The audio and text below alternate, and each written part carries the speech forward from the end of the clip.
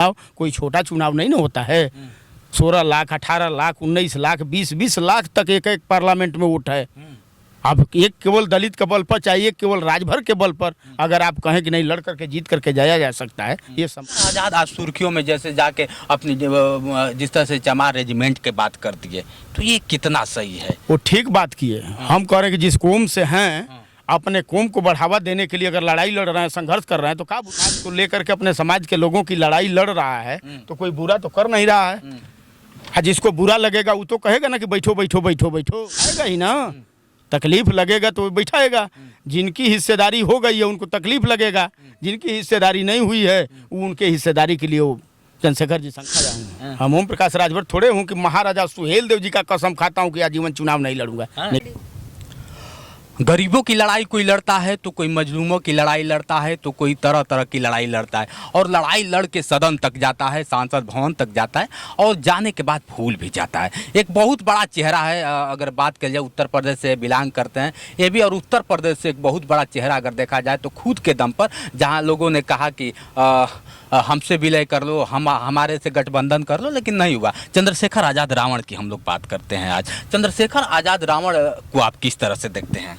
अरे भाई, उनकी पार्टी है और लोगों का सहानुभूति उनके प्रति है। बेचारे अपने दम पर अपने संघर्ष के बूते देश के सदन में गए हुए हैं, तो उनको कैसे देखा जाए? अरे भाई, एक समाज सेवक हैं और अपने लोगों को लेकर के अपने लोगों की लड़ाई लड़ रहे हैं, इस नाते उनको लोग लाइक करके और देश के सदन में लोगों ने पहुंचाने का काम किया, वो बधाई के पात्र हैं। अब देखिए, बहुत बड़ी बात महेंद्र राजभर जी कह रहे हैं, बधाई के पात्र हैं, लेकिन महेंद्र राजभर जी आपसे सवाल ये भी उठता है कि जहाँ सभी गठबंधन, वहाँ हालांकि बसपा भी अपनी पार्टी को वहाँ पे खड़ा करती, सपा भी किया था और बीजेपी भी किया, सभी पार्टियों को एक तरफ रखते हुए चंद्रशेखर रावण एक टीचर का बेटा बताया जाता है, और सुर्खियों में भी पता चलता है कि सिर्फ गरीबों की आवाज़ उठाते हैं। तो आप उनको सिर्फ दलित के नेता समझते हैं या फिर सभी तरह के? केवल दलित के वोट पर जीते हैं, जैसे लोग सर्व समाज के लोगों ने उनको अपना चहेता मान करके, अपना नेता मान करके लोगों ने उनको वोट किया है, तब जाकर के पार्लियामेंट का चुनाव जीते हैं। पार्लियामेंट का चुनाव कोई छोटा चुनाव नहीं ना होता है। 16 लाख, 18 लाख, 19 लाख, 20 लाख तक एक एक पार्लियामेंट में वोट है। अब एक केवल दलित के बल पर चाहिए, केवल राजभर के बल पर अगर आप कहें कि नहीं लड़ करके जीत करके जाया जा सकता है, ये संभव नहीं है। चंद्रशेखर आज़ाद आज सुर्खियों में जैसे जाके अपनी जिस तरह से चमार रेजिमेंट के बात कर दिए, तो ये कितना सही है? वो ठीक बात किए। हम कह रहे हैं कि जिस कौम से हैं, अपने कौम को बढ़ावा देने के लिए अगर लड़ाई लड़ रहे हैं, संघर्ष कर रहे हैं, तो क्या बुरा कह दिए भाई? क्या बुरा कह दिए? उनको लड़ाई लड़ना चाहिए।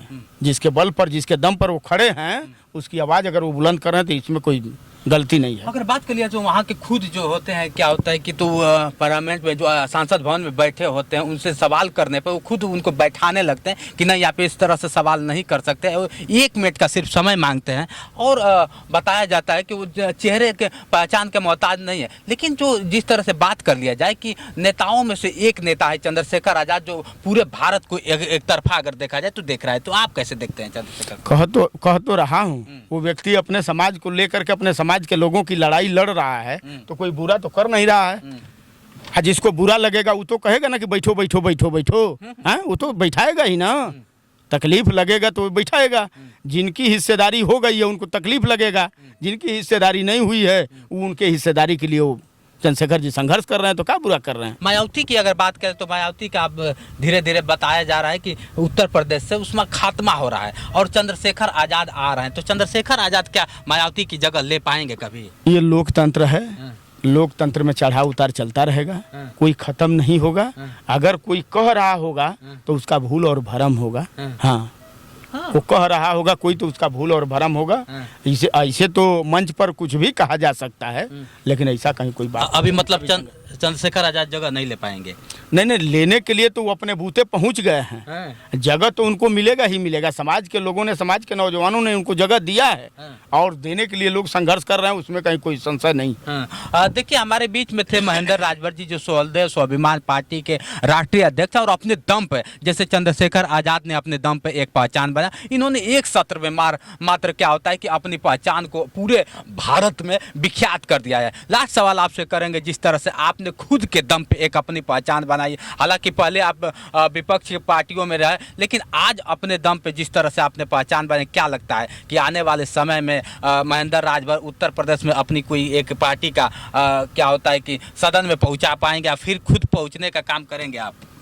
नहीं नहीं, सदन में पहुंचाया जाएगा अपने कार्यकर्ताओं को। कार्यकर्ताओं के दम पर ही ये लड़ाई, ये पार्टी, ये संगठन का काम किया जा रहा है।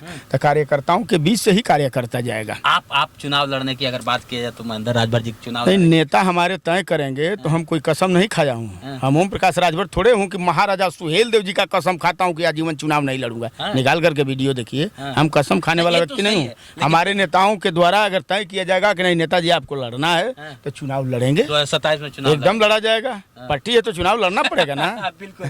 चलिए मित्रों, इनसे मिलके कैसा लगा कमेंट करके बताइएगा। जिस तरह से अपनी बातों से हमेशा सुर्खियों में रहते हैं और कहीं ना कहीं अपने दम पे एक पहचान बनाने वाले महेंद्र राजभर भी, आज क्या होता है कि चंद्रशेखर रावण और महेंद्र राजभर की दोनों लोग की उत्तर प्रदेश में चर्चा पे चर्चा चलती रहती है। आज के लिए इतना ही। बने रहे वीडियो के साथ। मैं हूँ जितेंद्र और आप देख रहे थे जोश एक्सप्रेस। नमस्कार।